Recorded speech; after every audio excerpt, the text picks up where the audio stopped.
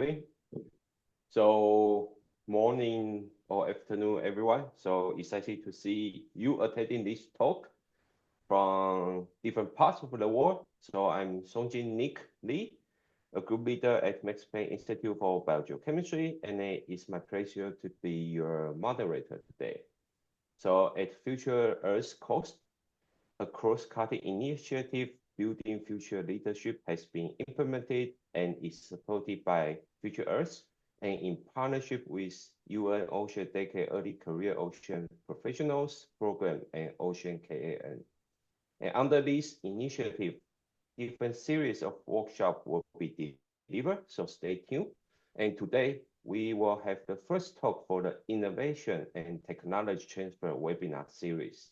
And this series including 6 webinars, and you can check those topics out on our LinkedIn page.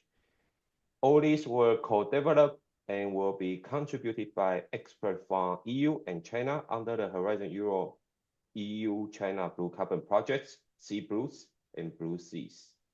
Our partners will share state-of-the-art methods and case studies. So without further ado, let me introduce today's speaker. We have 2.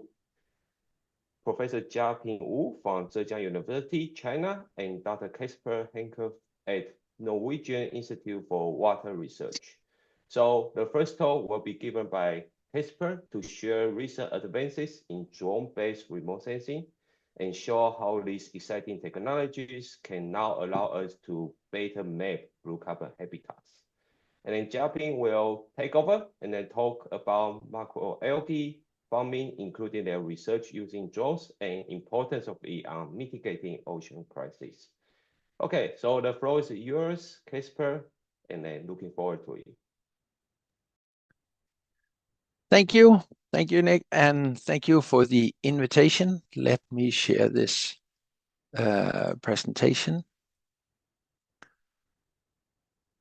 Hopefully you see it by now. Looks good. Good. You see the whole screen. Thank you very much for the invitation and the privilege to start this talk and this session, and also this exciting series, which I understand is the first one in several coming over the coming years. And I fully support this initiative on innovation and technology transfer between science and other applications, and I'm excited to contribute. My name is Kasper Henke. I'm a senior researcher at NIVA in Norway. I'm a marine biologist by training, working with blue forest and coastal carbon habitats and turnover. I'm also coordinating a Norwegian Center for Drone-Based Research, Mapping and Monitoring in the coastal zone. That is called CB. Here I'll present some recent work on some we do on mapping coastal blue carbon habitats and with a drone eye perspective. Short, I will talk about flying drones for high-resolution habitat mapping and classification. I'll talk about LiDAR and novel sensors also on drones for underwater 3D mapping and modeling, and why these techniques are the next generation tool for coastal blue carbon assessments. So let's have a look at what we see. Why blue forests? It's blue forest is a collective term, including seagrass, salt marshes, and macroalgae, in addition to mangroves forest, but existing outside Europe where I'm sitting. Blue forests are globally distributed. They're habitat forming, hotspots for biodiversity, store and sequester a large amount of blue carbon, and provides an additional range of ecosystem services. For instance, seagrass is estimated to cover more than 300,000 square kilometers globally. That's more than the size of the UK. And macroalgae cover an area and host a primary production that is equivalent to the Amazon rainforest across the globe, distributed along the coast. And they can look like this. Now, how do we measure these traditional? Traditional habitat techniques or traditional techniques for habitat mapping and monitoring in marine systems include these in-water observations from small boats, from airplanes, from satellites, spatial models, and divers. They all have strengths and weaknesses, and now flying drones, small portable ones and larger ones too, are entering the scene for environmental monitoring. Uh, Not substituting, but complementing these other techniques, and I'll show you why.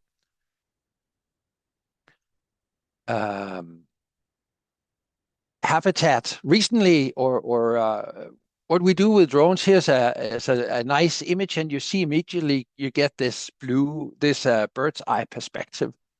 And what we work on in our research groups are these three different types and sizes. It's small, compact, modular, easy to carry drones on the top. It's medium-sized rotor drones where you can put a lot of different sensors on them, and they are very flexible. And it's fixed wing and VTOL drones that fly larger distances at higher speeds and cover larger areas. These we equip with a range of sensors, including RGB, multi-spec, and hyperspec sensors. And we also include LiDAR and other types of sensors, which you do not see here, resulting in different sorts of data outputs. Now, flying drones is a complementary remote sensing platform, as I said. With advanced sensors, it can map and monitor blue forest and benthic habitat and vegetation. It provides high resolution, and here we talk centimeter scale data with a spatial accuracy. It continuous and repeatable data collection by pre-programmed flights. So none of these we fly today is hand maneuvered. It's all pre-programmed and automated from the very start. They have a strength of being able to fly underneath cloud cover and on demand, meaning exactly where and when you want. And the under cloud cover is a strong a strong advantage over satellite remote sensing, in particular at high latitudes as Norway, where the entire summer or growth season mostly can be having a cloud cover. But it's also limited to shallow waters and ideal for water depth between below 15 meters and in some turbid areas, certainly also less than that. Just want to show you three comparison pictures. This is a Sentinel-2 picture of a coastal habitat in Norway at a 10-meter resolution. This is a very high resolution satellite with a 2-meter resolution. You see islands and a canyon underwater coming out. And if we do this with drones and get a 1.5 centimeter resolution, you start seeing a lot of these detailed features and the vegetation as the dark areas and sand in between these shallow islands as these wide areas. Note the resolution of these images are a lot better, at least the last one on a computer screen rather than a presentation. So how do we do this? How do we go from these RGB images into a data product? And this figure illustrates this very nicely, created by Science Crunchers. It's an illustration saying that the first step is image collection with drones, as I said and showed. The next one being often in situ, that's this one, often in situ data collection in parallel for AI modeling, training, or prediction, evaluation, or validations. It's data annotation as a tool for habitat classification. It is key because we need to tell the AI systems and the researchers in general what the drone images show, and by this we continue building models and machine learning based algorithms that are better and better understanding and recognizing different types of nature. And that is the last part there, machine learning habitat mapping that then predicts and outputs general maps. And here I'll show you some examples. First, here's a range of habitat classes that we work on. Basically, you can map everything. Or in principle, you can map any object or structure that has an optical signature, including species level of vegetation, fauna like mussel banks, or abiotic habitats, and anthropogenic objects. And these are the classes we are mostly working with in Norway and also across Europe. These are sorted in 3 different taxonomical levels. This is what we do, from a rough class-based level 1 to a species level on level 3. Now, some data. Here's a few examples just to show you a map of Europe, and we sample many different places. I will show you examples from Norway and from the Mediterranean, the Balearic Islands, where we're working both in the Sea Blues project, which this presentation and work is about or related to, and also in another EU project called Obama Next. Right.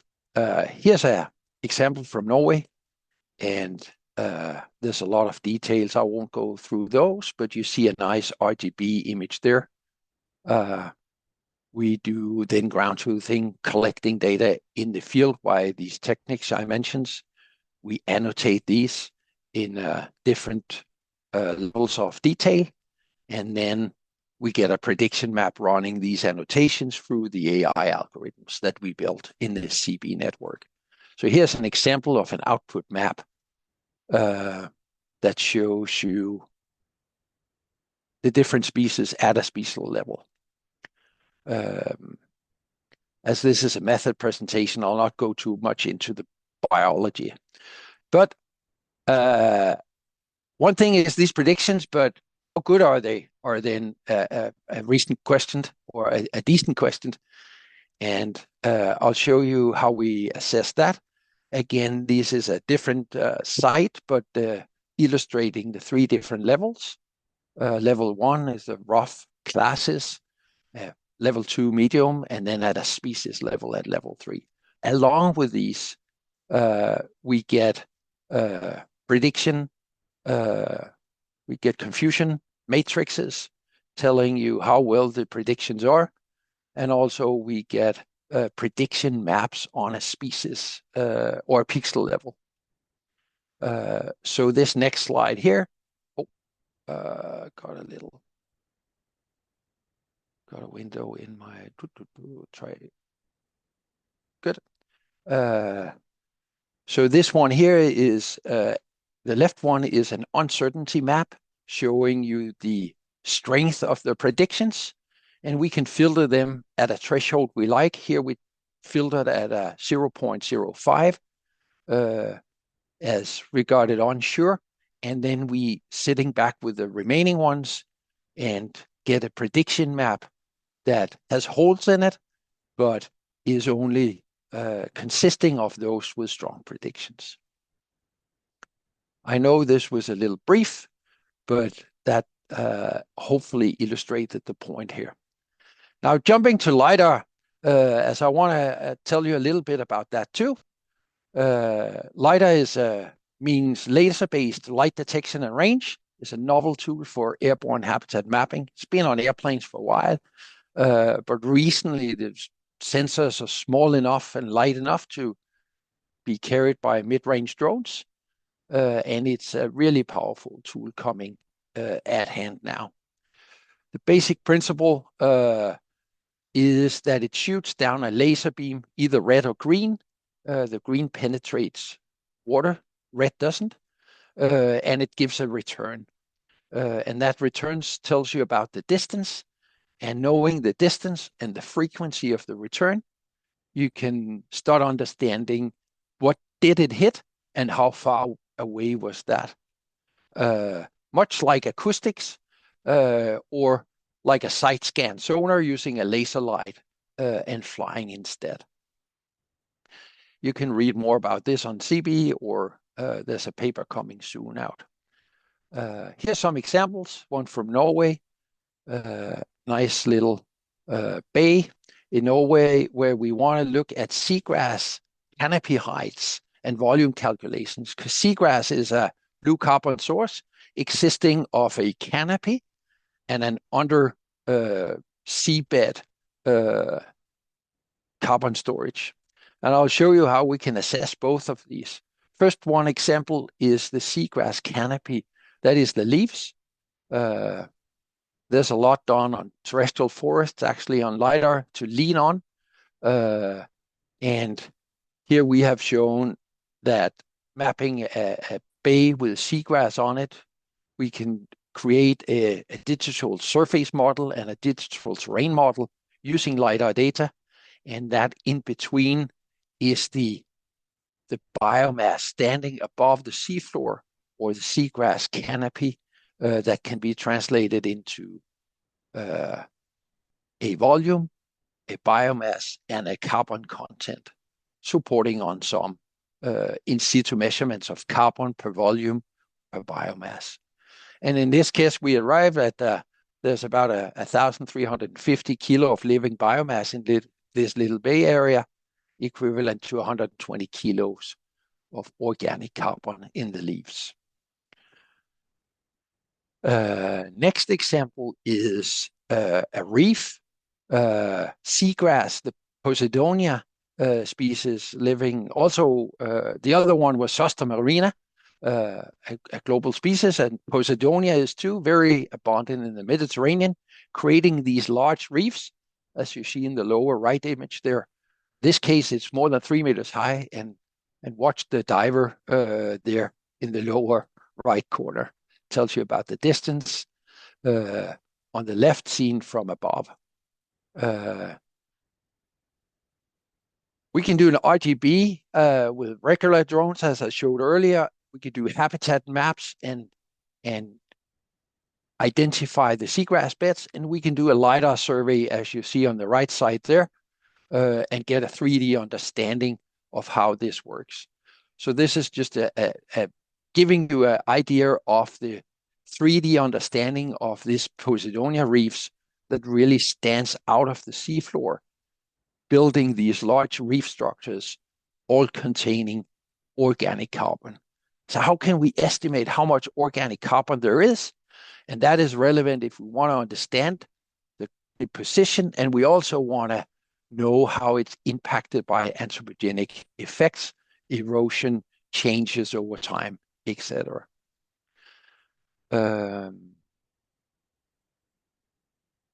Apparently this is coming again, but then you get to see it. And this exercise then is to understand the base map of these reefs, and then on top of that, estimating the reef volume and then the carbon content. We do like this. This is a hotspot map of the reef from the top. We identify the focus area. We estimate the baseline by interpolating surroundings. We subtract the model, the surface model from the bottom interpolations, and we calculate a reef volume based on that. In this case, it's 2,300 cubic meters. It gets a surface area of 1,400 square meters. Knowing the carbon stock per volume in there, obviously, we cannot get from the drones, but extrapolating in situ measures of carbon measures, we can then estimate the organic carbon content in these reefs. And in this case, it's about 50 plus minus megagrams of organic carbon. Yeah, this was roughly this. I hope it gave sense. Zooming out, bathymetric LiDAR can be used for bathymetry models, but also above seafloor vegetation models, volume estimations of reef and underwater structures, monitoring changes over time, and assess human and climate impacts. At the very end, I will just briefly mention that drone data, we also work with, or they are capable of using drone data to train satellite images for large scaling assessment, which is key. Of course, we cannot fly drones for the entire globe, but we can use high resolution drone data to train satellite roughly or rougher resolution satellite algorithms instead of using point data as regular or traditionally done. And combining these techniques, we can get good predictions on large scales, on satellite scales. Yeah, I also just want to mention, since we will hear about seaweed cultivation in the next talk, that we are working on applying these technologies for seaweed cultivation monitoring and biomass estimation. We're not there yet, but I'm sure it's possible. Maybe some of you have worked on it, and it's a future exciting possibility.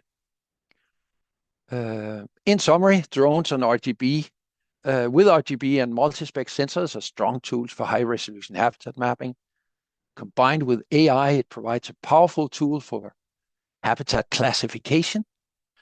Bathymetric LiDAR is a next-generation tool for underwater 3D mapping and high-resolution assessments of blue carbon stocks and depositions.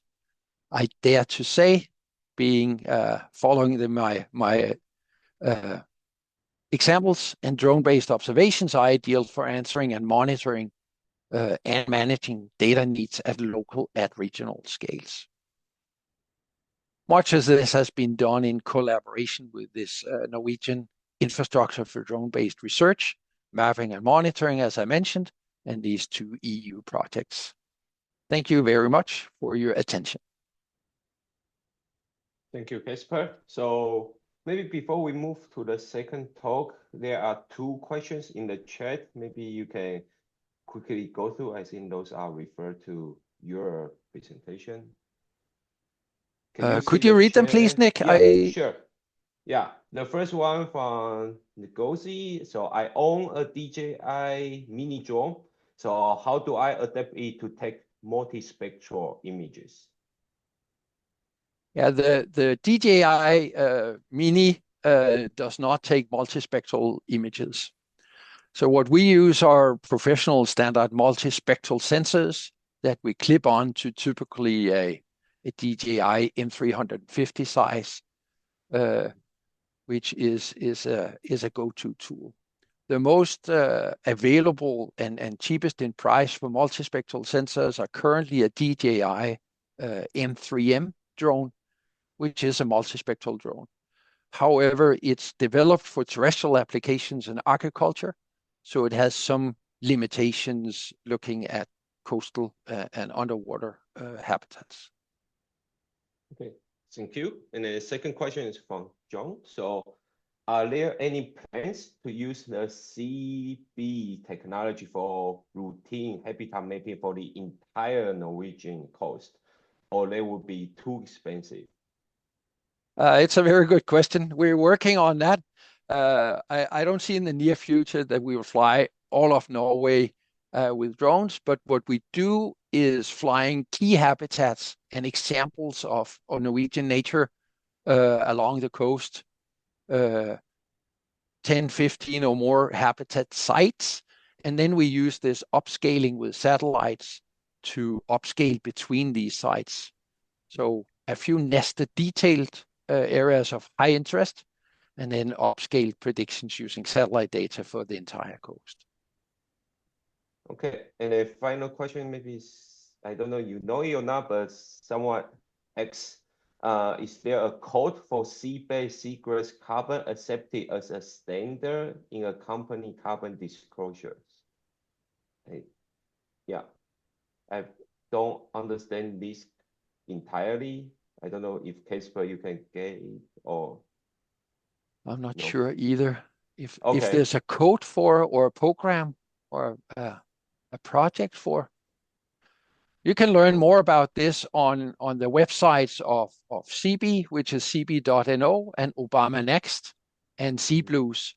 All three sites carries information on this work, Yeah, publications, maybe and later, yeah, we can explain a little bit more and then you can interact in the chat. And then the yeah. final question for now is, will green LiDAR work in very turbulent waters like Northwest Portugal?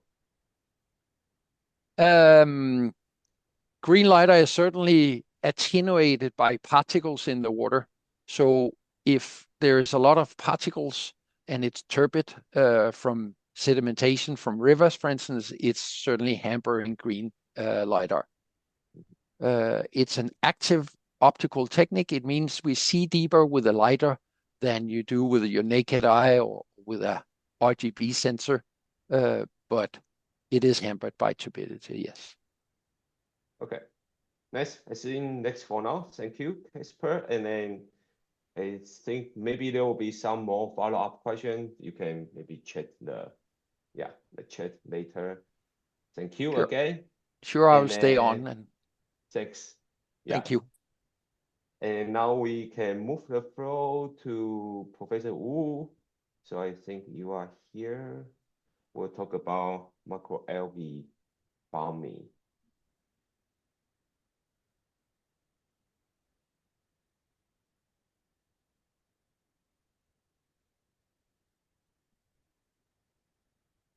Yeah. Professor Wu, can you hear us? Yes. Okay, perfect. How about this screen? Is screen shared? No, not yet. Oh,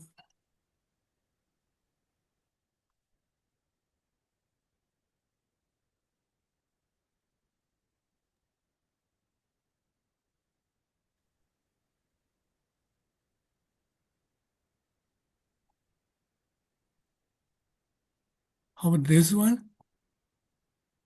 Still no. Still not? Yeah. Oh.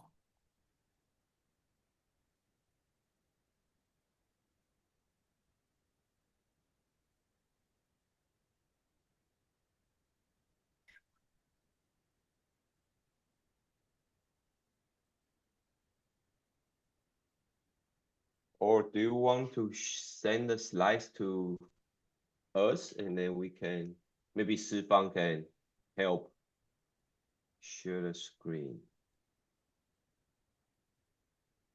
So can you find the button, the screen sharing button, the screen sharing at the bottom?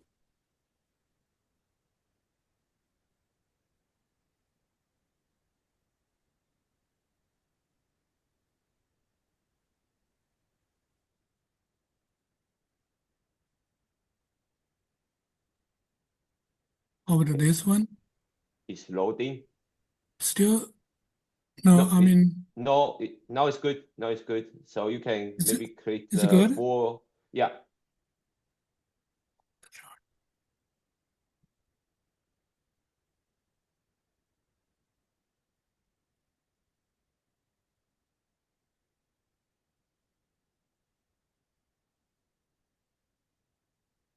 So it's shared now? It's Yeah, shared, perfectly. but not in full screen yet. Full screen. Oh. 在幻灯片放映那里，吴老师。哦，哎，对，幻灯片放映，对，然后选，当前开始好了。哦，对，从头开始，对。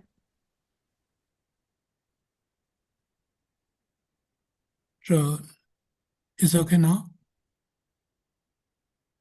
No.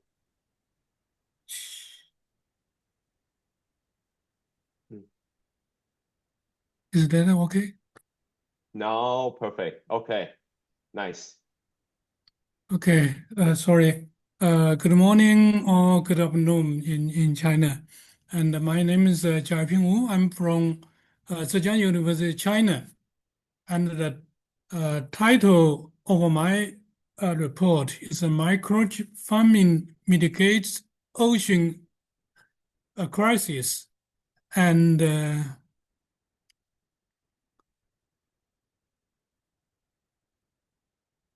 sustain marine culture. As we well know that blue carbon ecosystem include mangrove, salt marsh, seagrasses, and microalgae. And there are very strong carbon sequestration systems. Normally is 10 to 20 times as much more as continental carbon sequestration potentials. And my talk include 4 parts: seagrass, seaweed agriculture in China, and sea agriculture eco-environmental benefits, and the carbon sequestration potentials. And the last part is improved mapping for blue carbon ecosystem assisted with drones. This part is the follow the topic of this webinar. And seaweeds in China, most farmers call it as the sea vegetables. And in the coastal region, actually, like in Eastern Asia, Northeastern Asia, those seaweeds are all as the treated as the vegetables. So we treat seaweeds as also vegetable in our dietary in most part of our coastal regions. For the past 4 decades, from 1983 to 2023, the production in China increased from 250,000 tons in dry wheat to almost 3 million tons, 6.5% every year increased. For the farming area of our seaweeds in China, it increased 8.5 folders from 176 kilometers in 1983 to almost 1,500 square kilometers in 2023, a 5.5% increase annually. There are 7 species mainly cultivated in China. There are Laminaria, Porphyria, Andrea, Grass, Uva, and Chuma. As we well know that current pressure on ocean is severe. There are increased overfishing, eutrophication and pollution, coastal sprawl, hypoxia, ocean warming, and ocean acidification. How we can mitigate those ocean crises? And here's the some examples, like water environment around the coast of China, especially like Yangtze River Delta, like the area in Shanghai and by the coast of Zhejiang province. And the water quality, especially nitrogen and phosphorus, is extremely high, with the red tide 10 to 15 times every year for the past 20 years. So those eutrophication issue is quite severe along the coastal regions. And our approach to mitigate those coastal crisis is through the seaweed cultivation. Like seaweed improve the ocean eco-environment health by absorb nitrogen and phosphorus, also turn carbon dioxide into carbohydrates, and release substantial amount of oxygen to the seawaters, and increase the seawater pH, increase the eco-environment service value, and provide social service for local communities. And here's some real data for seaweed culture in China in 2015. And China harvested 16 tons of dry wheat, and with 3.7% of nitrogen per dry wheat, and 0.47% of phosphorus concentration in dry wheat, and a total of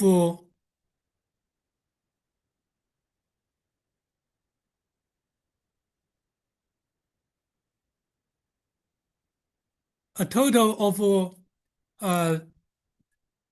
75,000 tons of nitrogen was removed by seaweed, and 9,500 tons of phosphorus was removed by the seaweed cultivations.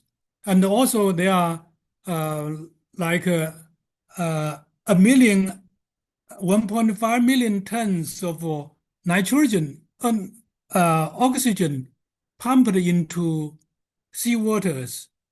And for the nitrogen footprint is 17.8. That means 1 area or 1 hectare of seaweed can remove about 18 hectares of nitrogen from seawaters, and can remove 125 hectares of area of phosphorus. So in total, Chinese seaweed production remove about 5.6% of nitrogen, all imported from inland, and it remove about 40% of phosphorus. All those 40% of phosphorus are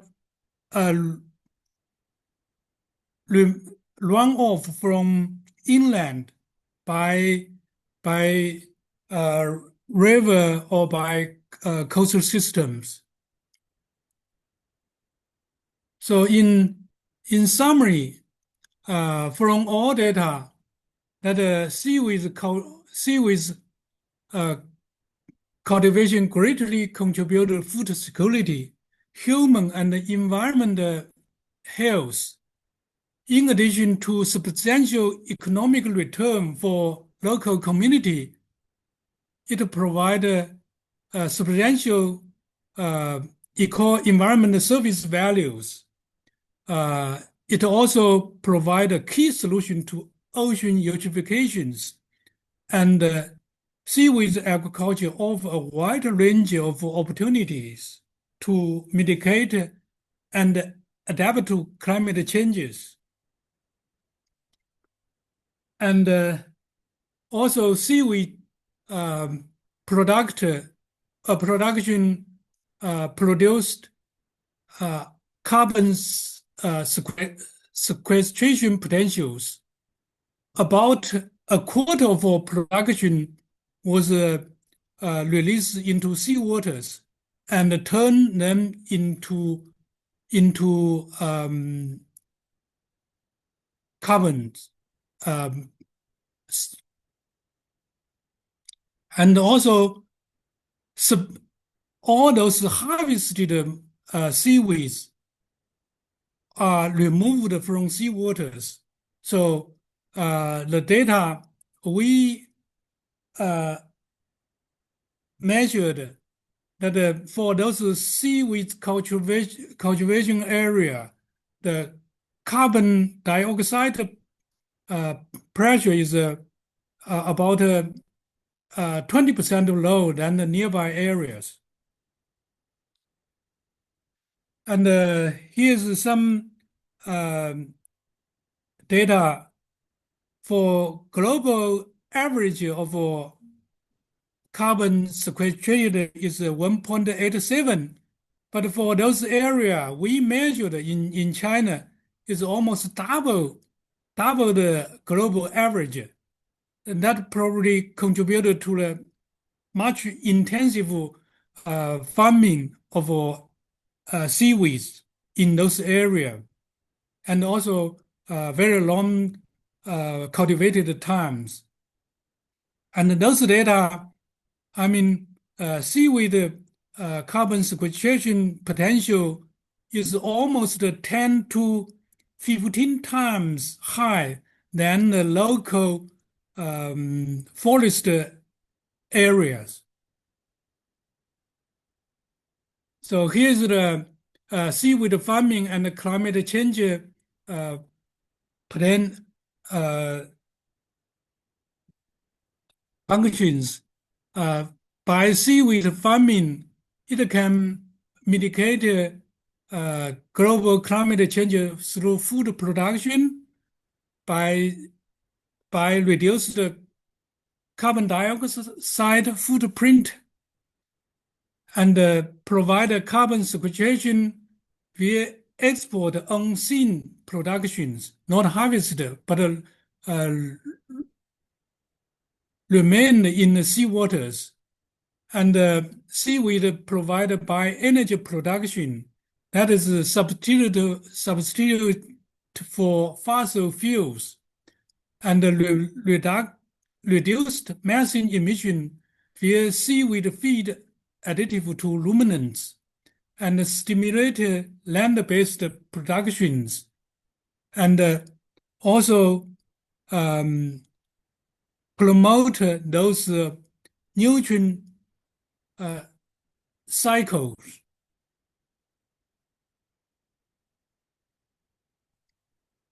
Also, those seaweed production can provide relief ocean acidification and increased storminess and the sea level rise, and pump a large amount of oxygen into coastal water, and avoiding ocean deoxygenation and warming, and then also maintain biodiversities.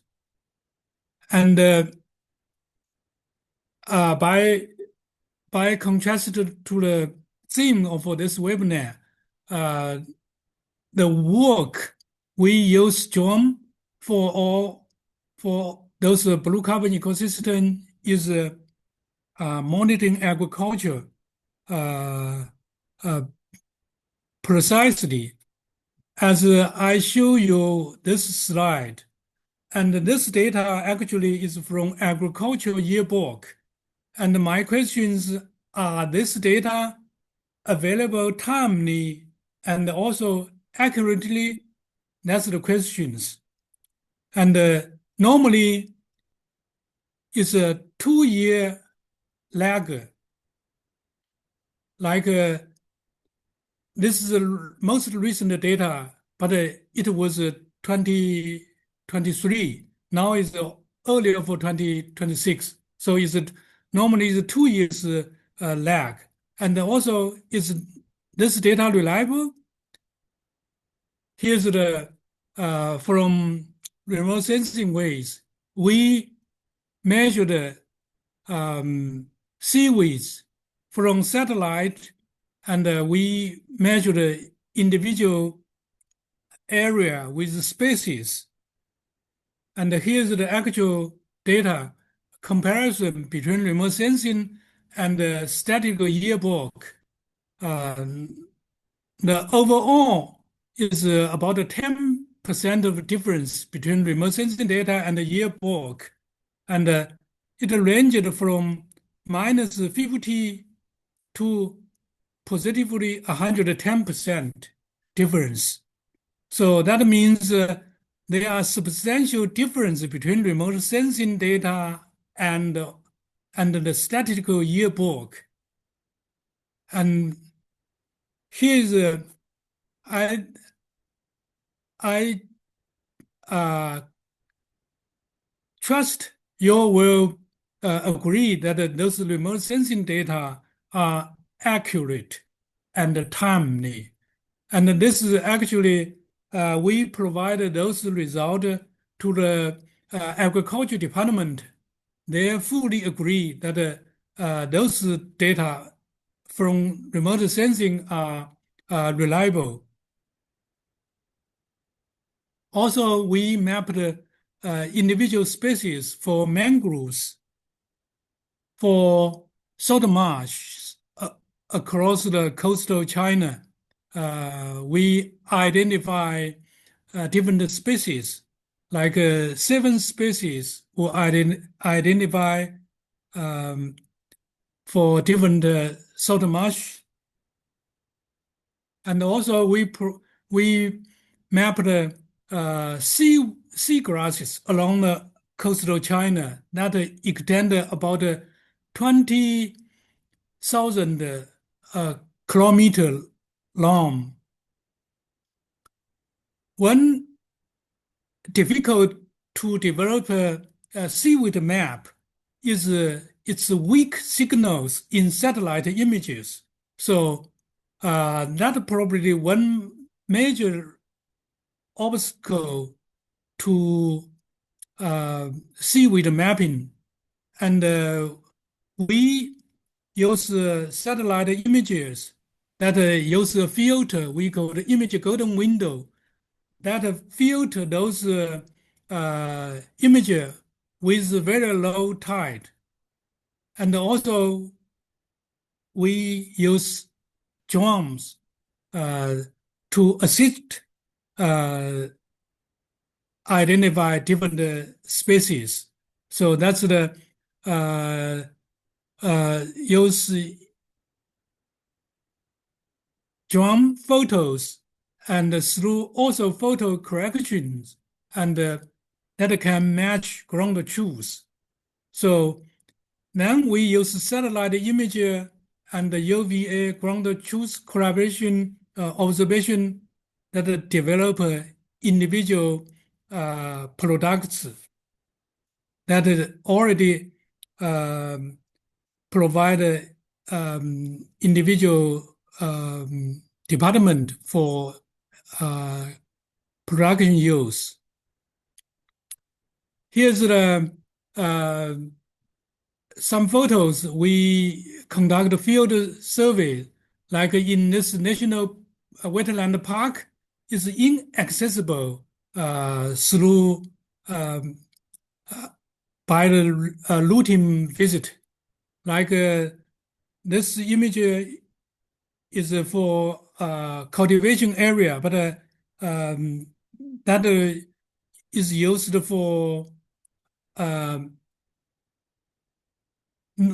prohibited for anyone to enter this region. And also this area is very, very far away from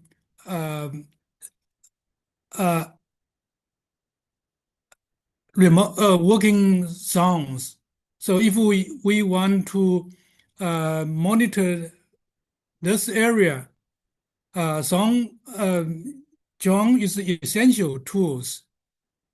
And fortunately, the drone we can use is very cost effective, like €1,000 is workable drones. So like in my group, we have 4 drones that can simultaneously working together, that can easily access any area in the sea waters or in the coastal national park area. So that's the my views. Species identification for mangrove, salt marsh, seagrass, and seaweeds is essential with drones. And in order to delineate seagrasses, assisted with drone is also necessary. And the close observation and early warning of a Sputina atafora reoccurrence is essential with drones. This, as maybe some of you know, that Sputina atafora is an invasive species, and China invested a huge amount of capitals into get rid of this invasive species. But how we can monitor this recurrence? We always use drone across the across the coastal areas, and also disease monitoring for mangrove and the seaweeds. We apply drones, and certainly use drone is cost effective and accessible to near inshore area. Actually, drone is become an essential tool for us to work. Here's the project we conducted with financial support. So thank you very much for attention. Thank you. And then it's very nice to see, yeah, from the Chinese side. I think it's also maybe our first time from Sea Bruce to see Bruce's work. So it's very nice. I don't see any question yet in the Zoom, but I have one question for Professor Wu. I'm curious because you show the difference between remote sensing and your statistical yearbook. So I'm wondering what kind of method is used in the yearbook. How did they determine the size of the habitat in the yearbook? Actually, in the yearbook, they only provide those production. There's no specific locations, and they use like a routine report from village to township to city to province and to the nation. So it's reported from individual farms. So okay, that's the